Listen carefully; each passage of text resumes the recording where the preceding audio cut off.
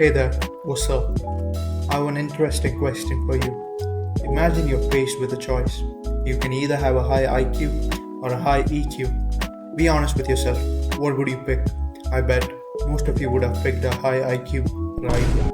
I mean, having a high IQ sounds good until you realize that it may be more of a curse than a blessing. Now, you might be thinking, isn't having a high IQ a good thing? Yes, it is. High IQ can help with problem solving, learning, and understanding complex concepts. But here's the catch, dummy. It doesn't necessarily correlate with doing well in life. Just because you can solve a Rubik's Cube in 30 seconds doesn't mean you can talk to your crush without having a heart attack. But before we begin, what is emotional intelligence or emotional quotient slash EQ? Let me explain to you in a way that even a caveman would understand it.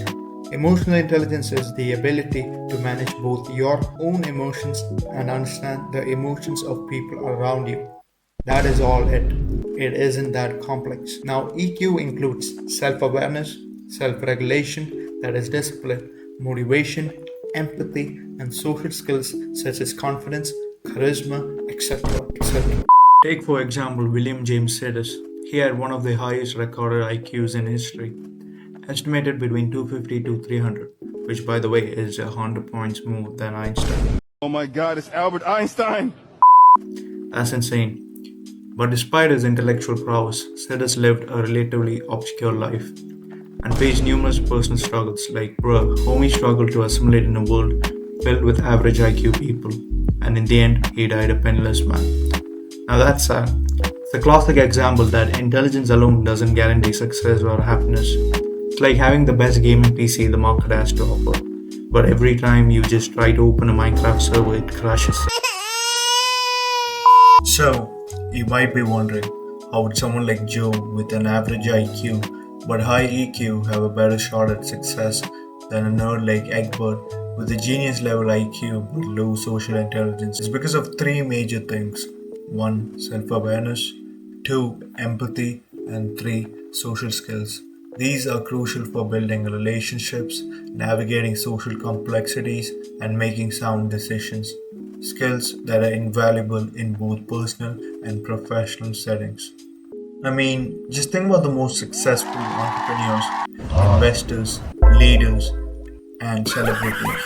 They do not just rely on their intellectual abilities, they also possess a high EQ. This allows them to connect with people, inspire teams, and handle the ups and downs of their careers more effectively. You get it right, it's a really important skill to have. And surprisingly, none of the self improvement YouTubers have ever talked about it in depth. I mean, sure, they must have told you to be more charismatic and confident, which are all different aspects of emotional intelligence, but they haven't truly explained to you the big picture. If you don't understand how social structures and complexities work, all the charisma and confidence goes in vain. Now, another question that arises is, where is emotional intelligence needed? Well, pretty much everywhere, whether you're chatting with friends, working on a group project, or just trying to understand why your wife just suddenly cheated on you. Yeah, but what I mean is that having a high level emotional intelligence is like having a cheat code for life. It helps you unlock better relationships, smoother conversations, and more importantly, a happier you. It's like knowing the secret ingredient to make everyone love you. But what happens if you're lacking in emotional intelligence? Well, things can get a bit rocky.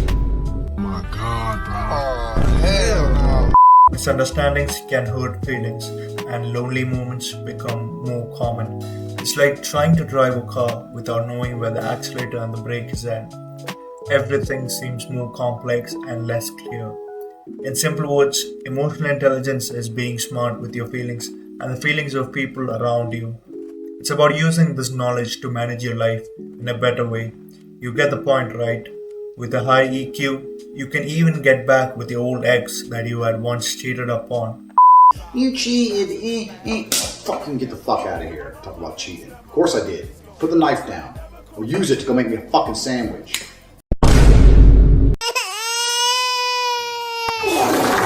I mean, You can go away with doing some dumb shit if you level up your EQ skills. Imagine being able to turn any awkward situation into a bonding moment. Now that's a superpower.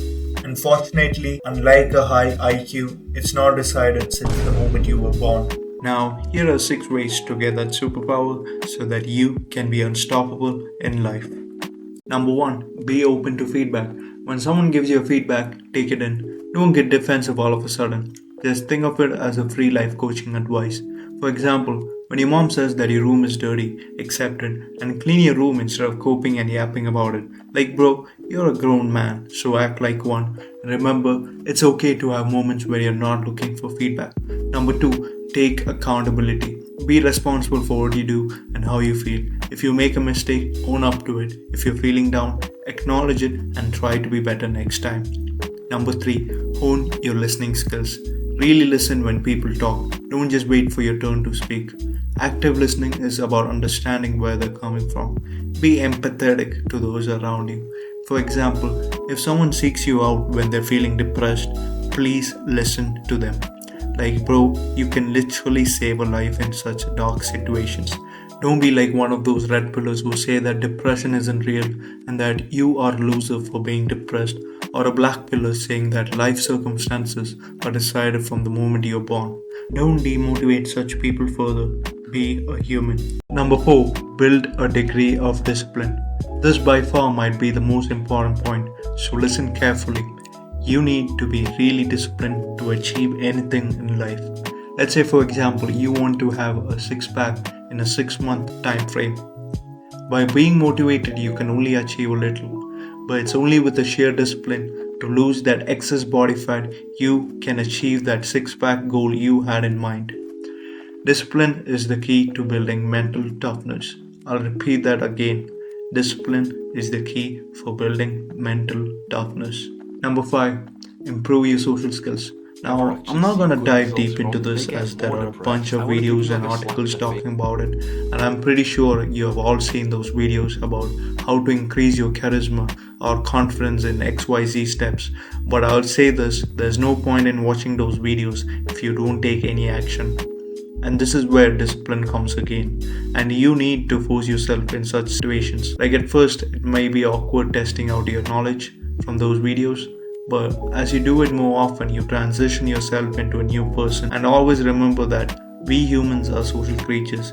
We have leveled up in this world more than any other species solely due to our social skills. Number 6, reflect on your responses to stressful moments. After a challenging situation, think about how you reacted. Was your reaction helpful? Could you do something differently next time? Reflect upon such stressful moments, because remember, on your road to success, you're going to be facing far more stressful situations than your current stress of you losing your job. So, the next time you think about it, what it takes to be more successful, remember that while IQ opens doors, EQ keeps them open. If you found this video helpful, give it a thumbs up and don't forget to subscribe for more insights like this. See you in the next video.